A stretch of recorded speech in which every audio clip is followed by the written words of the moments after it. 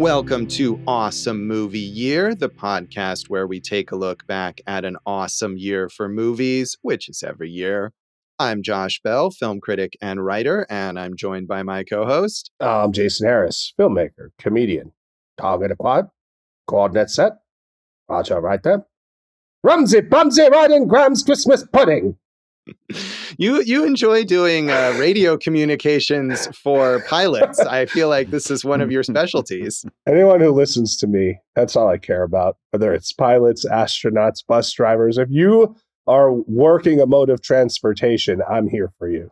Yeah, that is good. Well, we have a lot of radio communication in today's film. We are talking about the movies of 1941 in this season, and we're here at our documentary episode to talk about the propaganda film Target Beans for and Tonight. Toast. Yeah, the British, very British propaganda film Target for Tonight. As we've been saying throughout the season thus far, a big theme here in 1941, as we are right in the thick of World War II, is this sort of nationalist cinema. And of course, the US didn't get directly involved in the war until very late in 1941, but the UK was heavily involved. And part of that war effort was producing these propaganda films to share around the world to show countries like the US what was going on and how they were fighting against the Nazis. And this was a major part of that. Dave, of course, has his Triumph of the Will t-shirt that he wears out, which is very popular nowadays. So, whatever. So he's sending propaganda films to civilian journalists via Signal. So it's really all coming together for all of us right now. Timely stuff here. So this film was produced by the Crown Film Unit, which was a government unit established in 1940 by Clint Eastwood. To produce not necessarily just propaganda, but documentaries and informative films about functions of the government. But of course, during the war, became focused on the war effort itself. It is billed as starring and featuring the duties of members of the Royal Air Force. And mostly that's true. It was shot by the Royal Air Force's film unit in March and April 1941 at the Mildenhall base, as well as at their Bomber Command headquarters. But we should say that while this is billed as a documentary and in fact won an Oscar for being a documentary, it is on the borderline between what we would now consider a documentary and a narrative film, let's say. I think it's like that, I referenced Clint Eastwood, that one that he made with those soldiers on the train to Paris. Or, Josh, I know you've seen a lot of like Navy SEALs putting movies together type stuff. They kind of, there's a direct line to be drawn there. Yeah, I definitely thought of that Clint Eastwood film, The 1517 to Paris, which uses those actual guys to sort of reenact their takedown of terrorists on a train, but also features a bunch of professional actors and is a terrible movie because it really is presented more as a narrative film. And Act of Valor is, I think, probably the Navy SEAL movie you're most thinking of, which was made by Navy SEALs and featured a fictional story. But like this movie, that one did not credit any of the people appearing in it because they were, I think, at least some on active duty, and supposedly they didn't want to reveal their identities. And no one is credited. None of the people who appear in this film are credited. So it is a bit like that, but neither of those films were ever billed or presented as documentaries, whereas this is what this is listed as. And I feel like a movie made like this now would not necessarily be considered that. What would it be considered now? I mean, I think it would be considered a narrative film, and it would be like, here's a drama based on real events, starring real people playing versions of themselves. And at least one of the people in this film is a professional actor and is not an RAF member. But yeah, I mean, I don't know. What is your feeling on that? Well, I think you're right. I mean, I think they did themselves a disservice by trying to make it so much of a documentary. There are so many, as my excellent intro reference, Josh, there's just a lot of stuff in like war rooms where it's like, coordinates ready? Yes, General, coordinates are ready. Is target acquired? Yes, General, target's acquired. And it just keeps going and going. And you're like, just fucking shoot the fucking rocket already, bro. Mhm. Jason wants some explosions and some dead Nazis in this film. But no, You could have shot these missiles right over the Iron Crown and I would have been happy. they could have, yeah, maybe bombed the Venice Film Festival from this year. But yeah, no, I mean, I think that's true, because if it was genuinely documentary and you had that stuff going on, it would be a little more, I think, engrossing, because it's like, oh, here's the real process that they're going through. But because they're sort of reenacting it, even if it is exactly what they would say or have said in this situation, it feels fake. It feels stilted. Yeah, staged. Exactly. And so when you get to the parts that do look real, I mean, they really filmed, these warplanes flying and stuff, and it looks cool, calling back to Jason's love of radio communication and our discussion of Only Angels Have Wings, which has some great flying footage. Just to see the planes from this era actually in the air is cool, but there's so much fakiness in it that it's less of an impact. It definitely picked up with what you're talking about, those aviation sequences. And, I'm thinking like both the Howards, that's what they needed. Howard Hughes or Howard Hawks would have really kind of added some flourishes to this film. Yeah, and it's interesting. I mean, the director of this film, the writer and director, is Harry Watt, whose career up to this point had primarily been in propaganda films, working for that Crown Film Unit. I actually watched 3 of his other propaganda films leading up to this, short films, one called Night Mail that was made before the war that was all about mail delivery in the UK. And it was actually pretty fascinating, this crazy train and all the elaborate stuff that they do to get mail across the country, as well as a couple films about the London Blitz, London Can Take It, and Christmas Under Fire. And those are all much more documentary-like. They may have some small reenactment elements, but they definitely have a lot more real footage. But a lot of other propaganda films, especially once the US got into the war, were directed by famous Hollywood directors. John Ford and people like that. Exactly. So that's maybe someone like that could have gotten better drama. But this movie was a big success, though. It grossed £245,000 in the UK and $229,000 in the US on its budget of just £7,000. It was shown to Franklin Roosevelt and Winston Churchill when they met in August 1941 to sign the Atlantic Charter. It won the first ever Oscar for documentary feature. That year was the first year that any documentaries were given Oscars. There was a competitive category for documentary shorts. And in fact, Christmas Under Fire, another Harry Watt film, was nominated there but didn't win. And there was honorary Oscars given to this film, as well as a film called Kukan, which was a documentary also war-related about the Chinese efforts to resist against the Japanese. That movie was considered lost for many years. And another propaganda film called Churchill's Island won the Best Documentary Short award. So it's interesting that essentially awards for documentaries at the Oscars were introduced primarily to recognize propaganda films. Was it that they were introduced for that, or was it that this was, as we have said, such the trend of the time that that's all the stuff that was nominated because it was so prevalent? I mean, I think maybe it's a little of both, but it's interesting to look at the history of the documentary Oscar, that it was introduced in this year and given to propaganda films. And then for the next few years during the war, all propaganda films awarded and nominated. And then after the war ended in 1946, they got rid of the documentary awards, only to bring them back the following year and start giving them to different kinds of movies. So it almost seems like, hey, now that propaganda films aren't sort of essential, we're going to retire this award. And only after they did that did they realize there were other things to give the award to. And it's interesting recording right now because a couple of days ago, the filmmaker of No Other Land, who just won Best Documentary, was kidnapped, right? I mean, I don't have all the details. I wasn't in that Signal chat. So, but yeah, I mean, he was arrested. He was arrested by official forces, but yes, not in a very upfront way. And was he let go? Yeah, he was.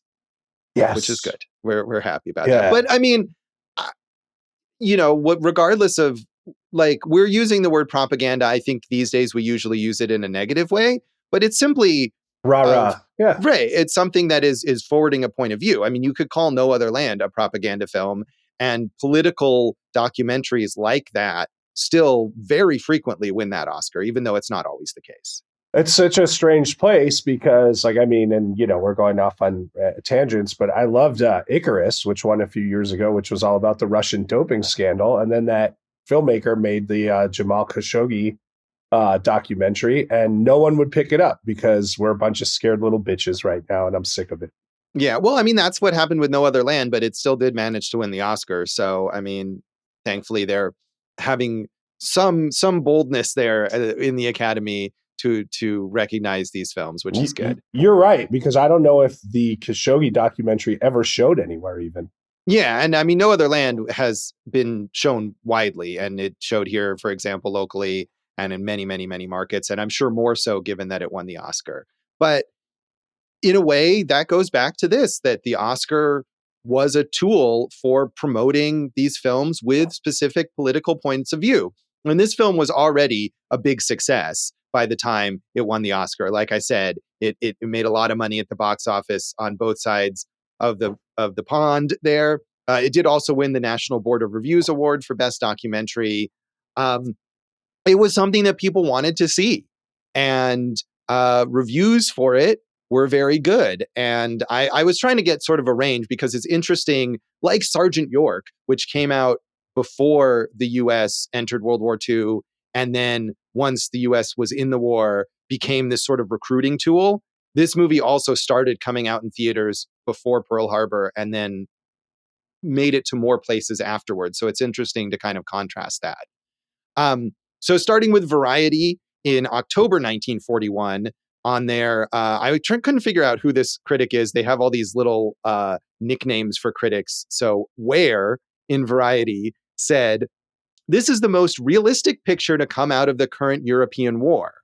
Film is gripping right from the first shot of a zooming British observation plane, just back from photographing military objectives in Germany. It looks like a sure grocer. Target for tonight is Propaganda at its Peak, a forthright documentary of RAF bombing activities in the present conflict, told in succinct fashion and with thrill packed on thrill. While it is a little difficult to believe that every person appearing in the production is a member of the RAF, this is to the film's credit. Makes for a lifelike story without amateurish flare-ups. The carry-on and casual spirit of the RAF fighters seldom is overdone. While the detailed buildup for the bombing expedition is slightly drawn out in opening sequences, this does not detract from the fact that here is one of the must-see films of 1941. Oh, what were the other ones? Well, I mean, they didn't. It's not on a list. It's just saying okay. that this is one of them. Yeah. So they agreed there with you, Jason, maybe that there's a few too many back and forths of pointing things out or whatever toward the beginning. This is a trend of 1941. And again, it's early in film history. And a lot of these, we're currently getting ready to do Josh's pick coming up. And one of the things I like about it is it gets like into the story within the first scene. And it feels like a lot of these are, kind of slow going to get into the moves. Yeah, I mean, I don't know that we're not that early in film history, and I don't know that it's necessarily a thing. 43 years, Josh. That's a good amount of time, I think. So, yeah, I mean, I think it's just maybe partially just the films that we happen to have covered. I mean, I think the Maltese Falcon that we covered a few episodes ago also doesn't waste a whole lot of time in getting directly to its story. So, of course, these days we have Netflix telling creators to make sure that characters are always saying what they're doing in every scene because people aren't paying attention. So. Yeah, or taking something that could be told in an hour and a half and expanding it to 6 to 8 episodes. So. That too. So it's not like this is a thing that we've moved past. I mean, we're very early in Netflix history, Josh. We are, yes. Netflix has definitely not been around for 43 years, so who knows how it will evolve over time. We should also say that this is a very short film. This is a 45-ish minute movie, barely qualifies as a feature film to have won an award for feature film. I think 45 minutes is generally the cutoff between shorts and features for awards consideration. So even with all that exposition, it doesn't last all that long.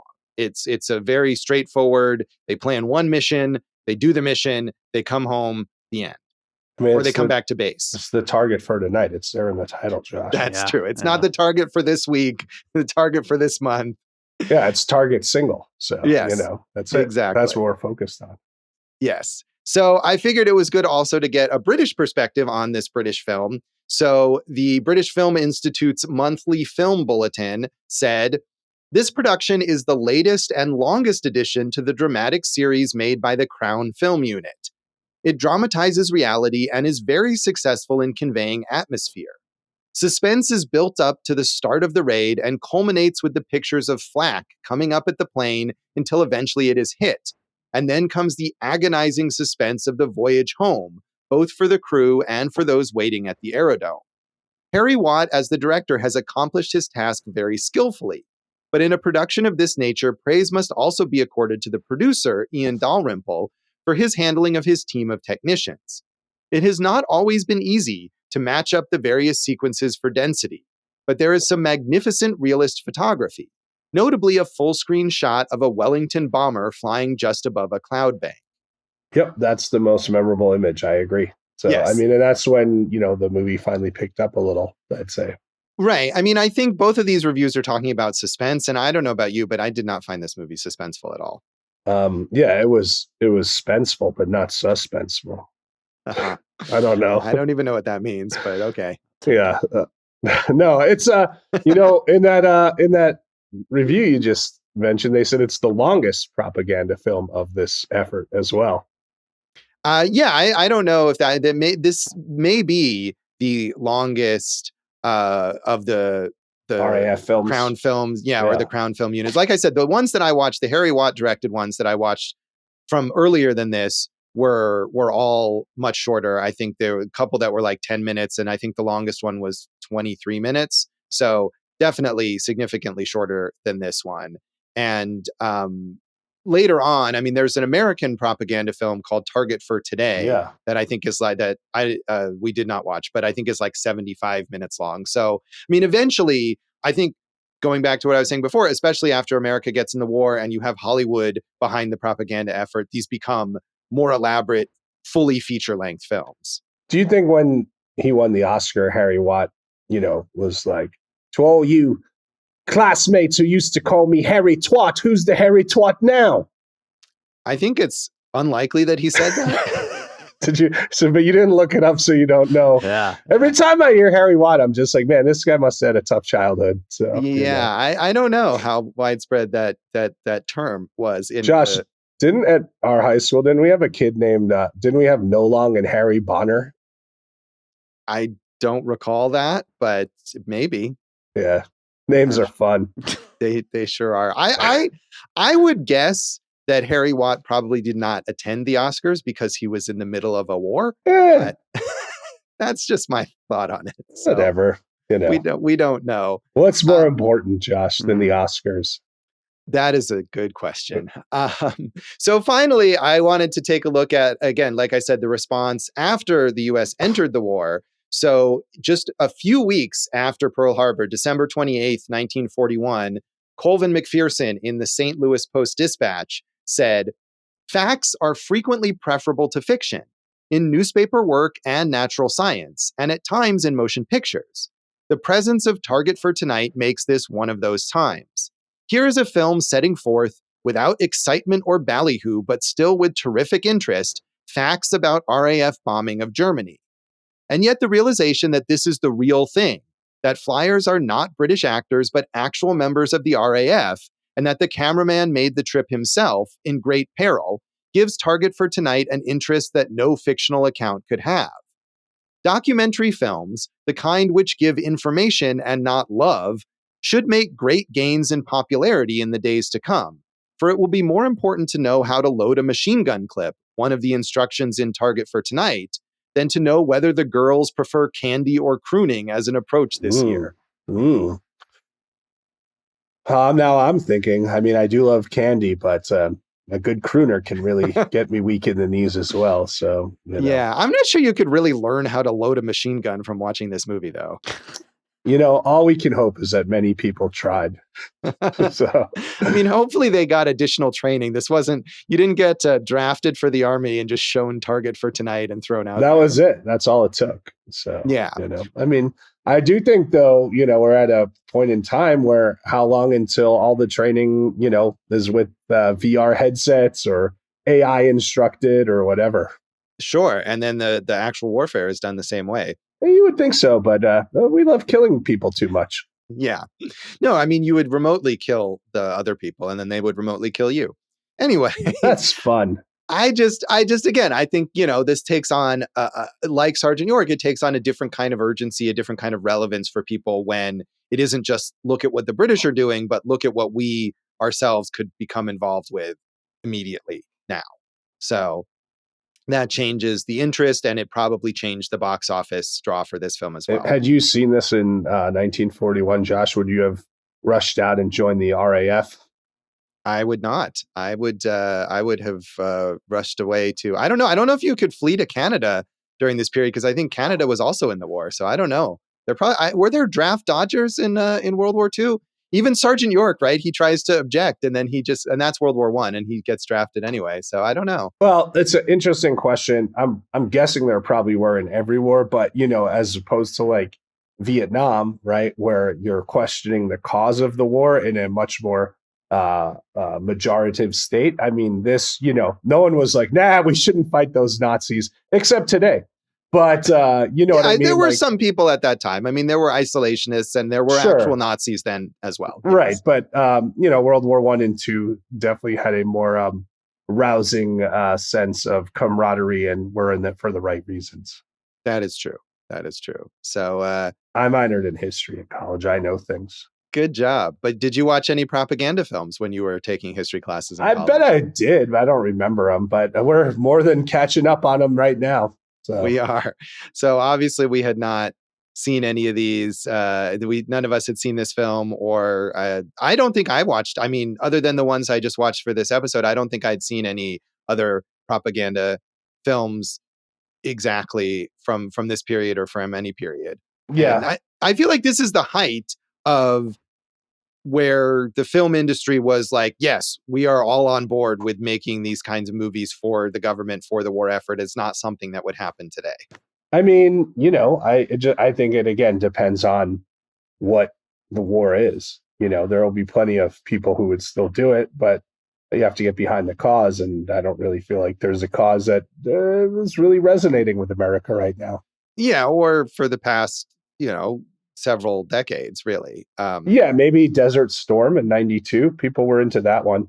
I mean, sure, people were. Many, any of these efforts have their supporters. Post 9/11. I think the kind of widespread support that you're talking about related to those earlier wars hasn't existed since then, really. Yeah, I think you're right. So, Dave, have you seen any propaganda films? I don't think so. And Jason minored in history. I couldn't get a C+ or better in History 100, which is why I never continued on with my UNLV studies. Right, that's good, Dave. Yeah. Dave, the college dropout who doesn't read, is our resident expert here. Dave, have you ever seen any propaganda films? Ooh, I'd maybe like that. I am doing an Ayurvedic cleanse right now. Not Gandhi, dude. Yeah, what are you talking about? I don't know what you're saying. I thought you were making a pun. Dave, the musician, unfamiliar with punk rock, and the history of punk rock, especially, Josh. So I don't know what you're talking about. Anyway, we're not going to get what into is that. happening. We did our punk rock episode last season. So, anything else you want to say about the background of this film, Jason? Coordinates up 23 and 51, and target clip, and go ahead. All right. Well, that's not getting old. We'll come back and get some more general thoughts on Target for tonight.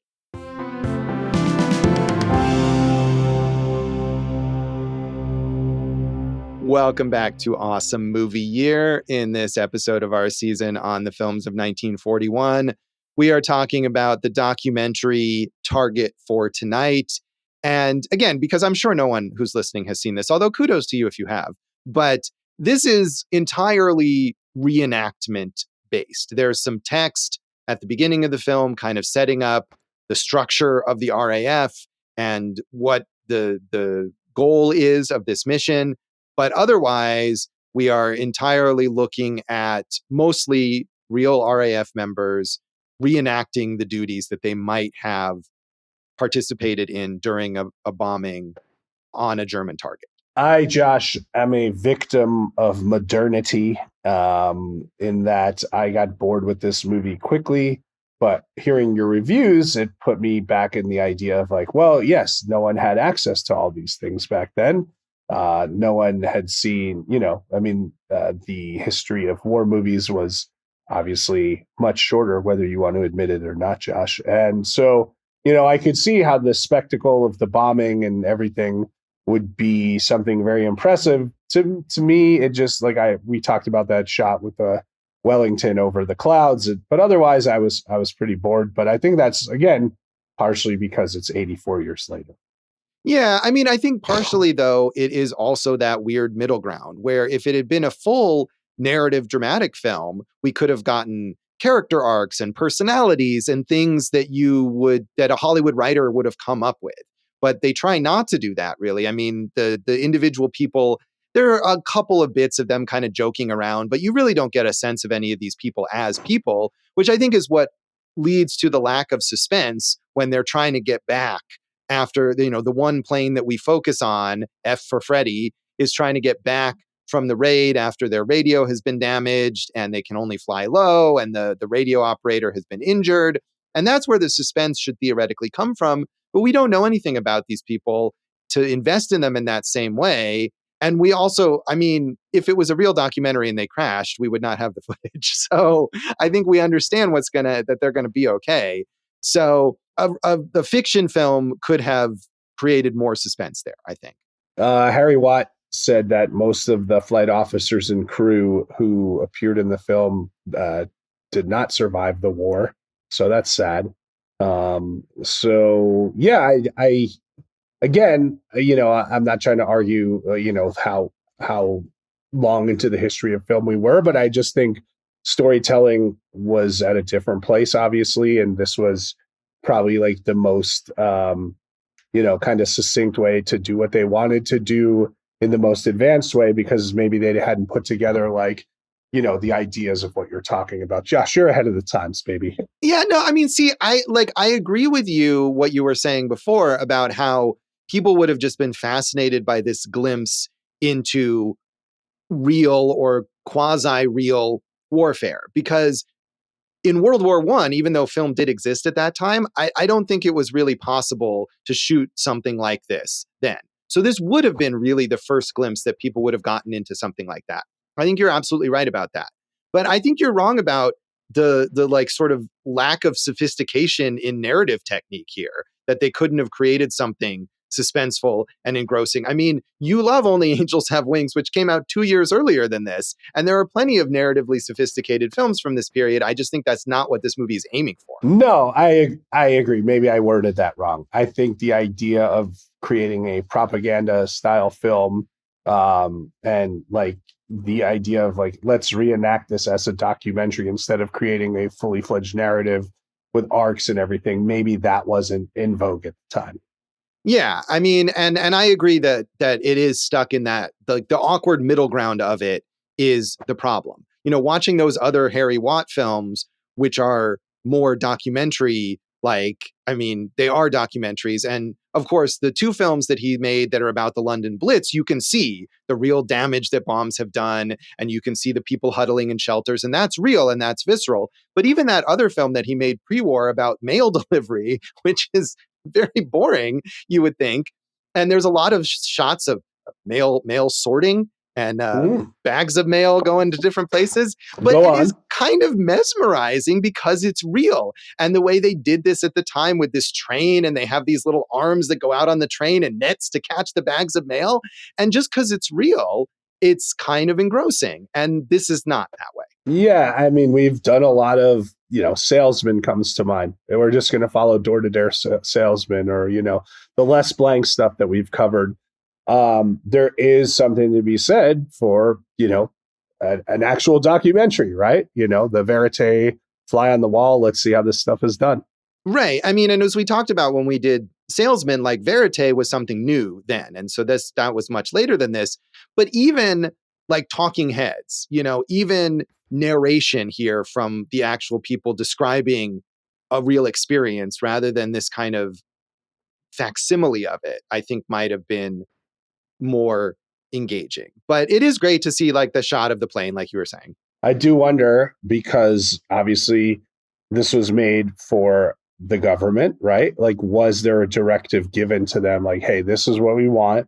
This is our best way to get our messaging out and our best way to get recruits. Like, maybe that came from on high, Josh. No, that is entirely possible. And again, because of the timing, because this came out when the US was not yet in the war and it was released by Warner Brothers in the US, getting Americans on their side was probably a big part of it. And maybe the thought was, well, if we approximate a narrative film, we use those techniques of suspense, then those audiences will engage with it more rather than, dry narration from a journalist or something, which those other films, the Blitz films, have narration from like an American journalist who was in the UK there, and it is pretty dry.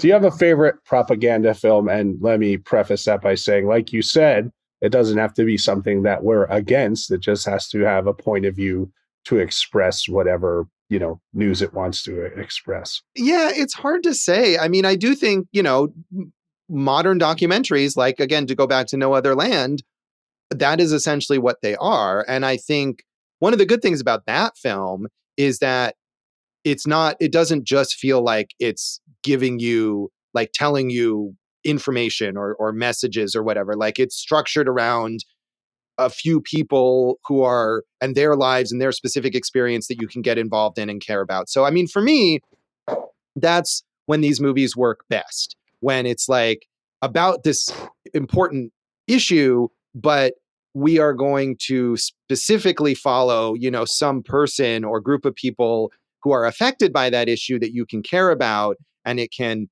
draw you in. So, I mean, that's just to talk about something that comes to mind very recently. I mean, Oscar-wise, I had been looking through the previous winners, like Alex Gibney, before he became this like, Machine. ridiculous factory machine. Yeah. Taxi to the Dark Side, I think, is a good example of that won the Oscar. And I'm sure there's others I could think of. Yeah, well, based on what you're talking about, what you like, I don't know if you ever saw Restrepo, but Restrepo was a very good one about, I think they were in Kabul or the Khyber Pass, and it kind of has a camera team and a reporter embedded with the troops. We've covered Michael Moore. I mean, whether you like him or hate him, he's very effective with his messaging. So, Fahrenheit 9/11 to me was a very good one.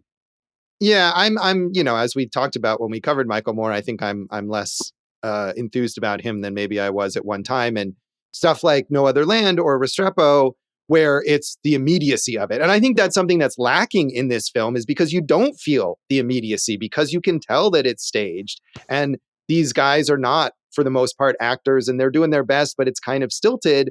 And it doesn't feel like wow, you are there. We are there with them in danger, which is something that you do feel in a movie like Restrepo. The other question that goes along with that is something with No Other Land. Is the long form documentary the right form to get that out to the most people? Or now do you put it out as little increments on YouTube, or, do something else with it? Yeah, I mean, there's that too. And you can see, if you watch No Other Land, that part of what happens over the course of them making that movie is that they are putting videos on YouTube and stuff, and they're getting more attention. And the social media aspect of it is part of the film, and that they start with that and then they incorporate that into a long form feature film. So yeah, I don't know. I think for me, it goes back to, if you're going to make a long form feature film, then you need to have that personal storytelling aspect. You can make a YouTube video that's just you telling me information for a few minutes, and that's fine. But for 90 minutes or whatever, we need narrative, we need cinema. Dave's YouTube videos of him in pudding is really fun. Mm-hmm. Pudding? Where did you come up with that? I asked Dave. It's a different pudding he rolls around in every day. I like it. Nice. Yeah. What propagandistic message is being told there in that video? Someone's gonna find out, I'm sure. He's very pro tapioca, so I gotta give him that. So yeah. One other visual I liked, and I don't even know what exactly this guy's position, but there's some radio operator guy who pops his head up in this little like illuminated bubble, and they've got a shot of that, like just him, like the light of him and his face against the dark backdrop of the base that I thought was pretty cool and evocative looking. If we're trying to find some visual flair here in this film.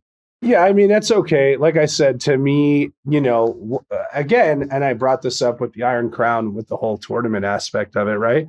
Like we have the titular target for tonight, right? But we're really, really taking our time to get there. We're getting our coffee and talking over our plans for the day, and then talking over more plans for the day, then looking at the stuff to make those plans for the day and doing more plans for the day. It just, I don't know. I think we agree maybe it doesn't sustain a 45-minute movie at this point. Yeah. I mean, I don't know that it was like, oh, I was anxious to get to the bombing necessarily. I mean, I think I'm American. I'm always anxious to get to the bombing. Hell yeah. Clearly. I mean, I think if they had made that earlier part more engaging, again, if it was real, or if they had made it more narrative based and we had gotten to know these guys before they went on the bombing raid, then I wouldn't have had a problem with impatience in that way. And of course, I didn't agree with you on that front on the Iron Crown. Yeah, but I'm thinking about what you're saying, and I'm like, well, okay, so in my mind, like, is there someone who's conflicted, or is there someone who has to be convinced? And I'm like, wait a second, they did all that in Sergeant York, and I was still bored, so maybe not. Yeah, I mean, and I don't think I wanted that. I just wanted a sense of like who these guys are and where they've come from and their camaraderie and all of that. So when we get to the theoretically suspenseful part, right, which is our main plane that we're following does the bombing and they get hit with the flak and the one guy is injured and the radio is not working and the plane has to fly low and we're worried, or should be, about whether they're going to make it back, that we would care. Like, hey, oh, it's so-and-so and so-and-so. I mean, half the time they don't even say their names. They keep calling the radio operator like the radio operator. Like, I'm sure you knew his name if you were there in the plane with him. Well, maybe that's a commentary on, just move on. No, I don't think so. But, if we had something about the people that were waiting for them at home or whatever, I mean, instead we have, like you were saying, Jason, the idea that in reality, these guys didn't survive the war, and we can bring that awareness to watching the movie, but it's not in the movie itself. Yeah, that's sad. That is sad. So, Dave, any thoughts? I hated this, guys. All right. It was just so Dave's boring. pro-Nazi. Yeah, I mean, yet again, here we go. The man who loved the Mussolini Cup winner is telling us his British defense film. I like whatever regime is going to entertain me. That's what it comes down to. So. Yeah. We made a joke about Trump's Kennedy Center, but I really feel like Dave's going to be leading the podcast charge to that one. Mm-hmm. That's great. So nothing you liked about this movie, Dave? Literally nothing. From the opening, I was like, this is the most reading I've ever seen in a movie. And then it's no more reading than like the opening crawl of a Star Wars movie. The Iron Crown had way more reading. You said that, but I disagree with that. We'd have to go back and look at the tape and see, but I think this had more reading. But yeah, no. And then from that point on, like you guys have basically been saying, although you liked it a little more than I did, there's just no personality to anything, to any characters. And it's just a reenactment for 45 minutes. It's nothing. Do you think, Dave, we know what a big reader you are. Would you have enjoyed the 30-page brochure entitled The Book of the Famous Film Target for Tonight? Yeah, that sounds like a nice little read. I think 30-page pamphlets with pictures are probably Dave's ideal reading material. Yeah, right? I'm all for it. All for it. Dave, I think there's probably some good pictures in there because the subtitle is The Record in Text and Pictures of a Bombing Raid on Germany. Sounds fascinating.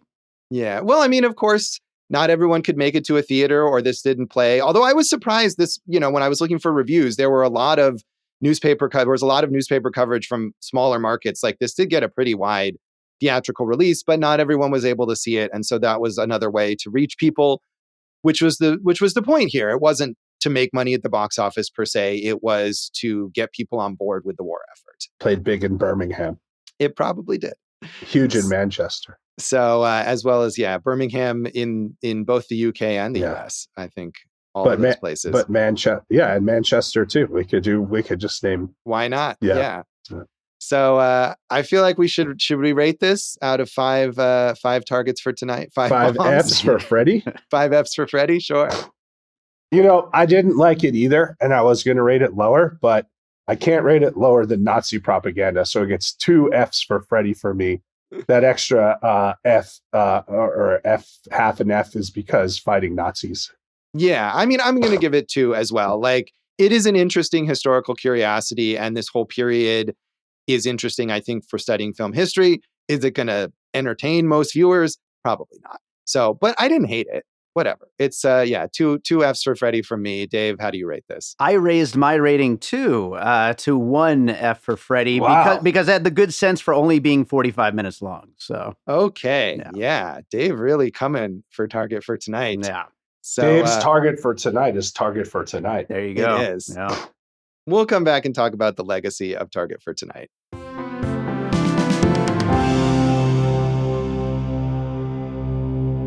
Welcome back to Awesome Movie Year. In this episode of our season on the films of 1941, we are talking about the documentary Target for Tonight. And we talked a bit about Harry Watt, the director here.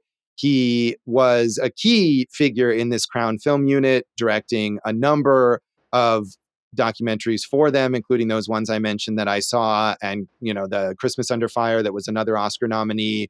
And following the war, he did move into directing narrative feature films, although a lot of them were kind of war adventure type films, and did that in the 40s and 50s and released his final film in 61. I had not heard of any of the narrative films that he directed, and I don't think any of them were pretty notable. It seems like Propaganda was the main sort of acclaimed period of his career.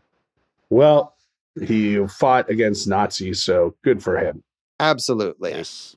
As you said, a lot of the people who appeared in this film did not survive the war. There are no credited people, but, the ones that are mentioned there on old Wikipedia include Percy Charles Pickard, who became a renowned pilot during the war, in part because of his appearance in this film, and Joseph Ronald Byrd. Both of them died during the war. Some of the people who appeared in this film did survive through the war, notably John Cobb, who appears in the control room scene and became a race car driver later. Constance Babington Smith, the female officer in this film, who later became a journalist and an author. And Gordon Jackson, who plays the rear gunner, who was not an RAF member, was an actor already and became a very prolific British actor in film, TV, and stage, known for appearing on Upstairs, Downstairs. So no, super famous, prominent people, but some that went on to. Not everyone died, thankfully, is what I'm trying to say. Where's me pram? Upstairs. I walked upstairs, then downstairs. You don't know anything about what Upstairs, Downstairs is about, do you? I think they're looking for prams, and they're not sure where they is. So they check upstairs, and if it's not there, then it's a very famous British drama that's kind of a precursor to Downton Abbey, that followed both the servants and the aristocratic people in an estate in the UK. The pop cultural references I have, Josh, are the 1987 episode of Hello, Hello, Pretty Maids All in a Row, contain a scene where the rescue of 2 British airmen by the plane is hampered by the fact that all spare British aircrafts are currently being used for a movie named F is for Freddy. Yeah, I wonder how many resources they had to divert to make films like this. That every time, when these officers are appearing in the movie, they're not planning the war effort or participating in actual bombings. Scenes from the film were included in the British World War II documentary, The World at War, in an episode called Whirlwind. So, we're rocking and rolling on that propaganda right there. And Herman Wouk, in his novel, The Winds of War, including a Wellington bomber-coated FOJ, christened F for Freddy, in an episode of the miniseries based on the story. Yeah, and that's a very famous novel, The Winds of War. It was used. I like my first attempt to watch this movie. It appeared that it was on Canopy, and it was something called Target for Tonight, but it was a different contemporary documentary about World War II efforts. So, I mean, this movie is very easy to watch. It's on all sorts of free services and on the Internet Archive and stuff. But for whatever reason, Canopy has something else, so I watched it elsewhere. But you should have watched the one on Canopy and told us about that one. I didn't think that it didn't really seem very interesting either. It seemed like a kind of basic TV-ish episode kind of thing. So I did not think that's ever stopped you. Right. No, I mean, hey, I watched those other Harry Watt films, which were on Canopy. That was why I assumed this one would have been there as well, because they had a whole collection of them. But for whatever reason, they had something different there. We talked about the whole history of the Oscar for Best Documentary Feature. Again, this was the first year that documentary features or documentaries of any kind were awarded. In the next year, for some reason, they combined documentary features and documentary shorts into one giant category and had 4 winners. And then they re-separated them. And as I was saying, in 1946, they got rid of it and they put it back in 1947. But propaganda films dominated both the feature and short categories for several years because that's what was being produced during the war. Documentaries, Oscars, whatever. Thank you for your insight there. Dave, more like documentary jorts, right, Dave? Jorts. He's doing another thing that I'm... Let's just move on from that. The Crown Film Unit continued operating until 1952, so just a little bit past the war, but perhaps outlived its usefulness. Well, there's been no other war since then, so you get it. Sure. Well, but I mean, I think as we're saying that, like, the idea of doing this kind of thing for any subsequent war would just not have reached the public or people wouldn't have been receptive to it in the same way, I don't think. You would think as a military unit, they would adapt, right? Because then it becomes TV news and now we're into different type of storytelling. I really feel like there's always we're the military influencers on Instagram for the Crown Unit right now, Josh. I don't know, but I'm sure there are media relations and that kind of stuff units in the I'm sure in the British military as well as in the American military, but it's just not the same kind of thing. I don't know that they're producing their own films, and if they did, that those would actually, maybe Fox News would air one or something. I have a story about that actually. I went to Boston University, and the dean of the College of Communications, Brent Baker, who's a real knob job, by the way. Used to be I think the head of media relations for the Navy, and his claim to fame was securing the "If I Could Turn Back Time" video for Cher on the aircraft carrier. That's a word. That's a word. Yeah. But I also think she also filmed. It was Turn Back Time, and then wasn't it like, if I could find someone, I'd take away I can't remember, whatever. She had 2 on there. Anyway, Brent Baker sucked. He was terrible. I remember once I wanted to go home for Thanksgiving, and he's like, well, we have a quiz the day before, and I was crushing his class, and he was like, if you leave, you'll get a 0 on the quiz. And I was like, well, if I don't go, I won't be able to afford to go see my family for Thanksgiving. I'm killing your class. How about I take the quiz early? And he refused to let me take the quiz early. I ended up getting a C because what was his point? His point was fuck you. So fuck you too, Baker. I think this is really analogous to the experience of RAF pilots during World War II and the adversity that they faced. My target for tonight, punching Brent Baker in his stupid, pudgy face. We mentioned like Act of Valor in the 1517 to Paris. The other thing, I was trying to think of a modern equivalent, something like, didn't Michael Bay direct a commercial for like joining the Secret Service or something like recently? last month, I think. Yeah, I want to see that. That's got to be fun. So maybe it's more like that. You see recruitment ads and they do that in a slick way and maybe get filmmakers. I don't know that high profile filmmakers like Michael Bay are often involved in that, but sometimes. I found someone to take away the heartache. That was the song. I think once Jason is singing Cher, we maybe need to wrap this up. Do you have any other thoughts on the legacy of this film, Jason? I believe in life after love. Dave, thoughts? No, nothing. Okay. Yeah. Well, that we've successfully bombed here. I was trying to think of another Cher song. I've got you, babe. There you go. So that is a Cher song. Yeah. Bang bang. That would have been a good one. Sure. Yeah, that's the beat. The beat goes on. Yeah. Mm-hmm. Plenty of them, Dave. Yeah.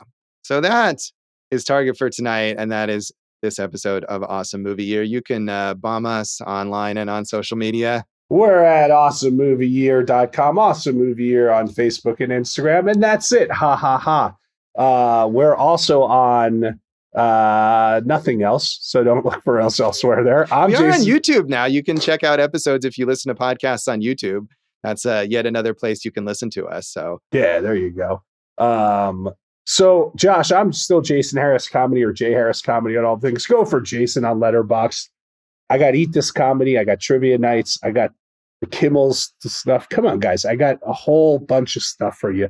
Just come on out. Get this free swag from me via laughs and events.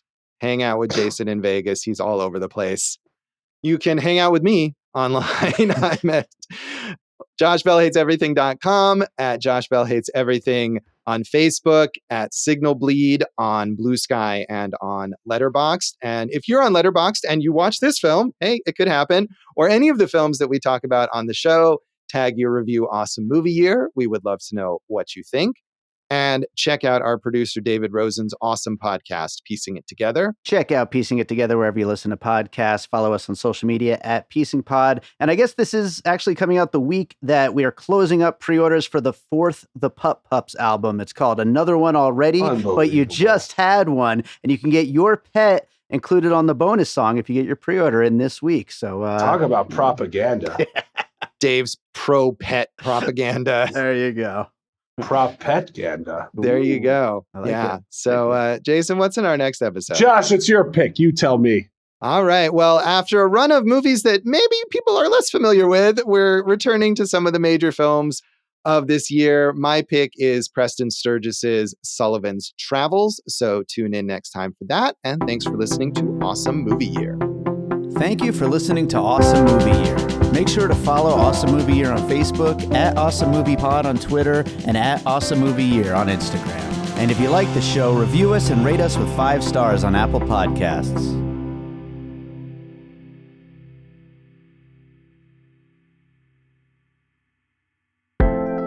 An All Points West production, produced by David Rosen in Las Vegas. Direct hit.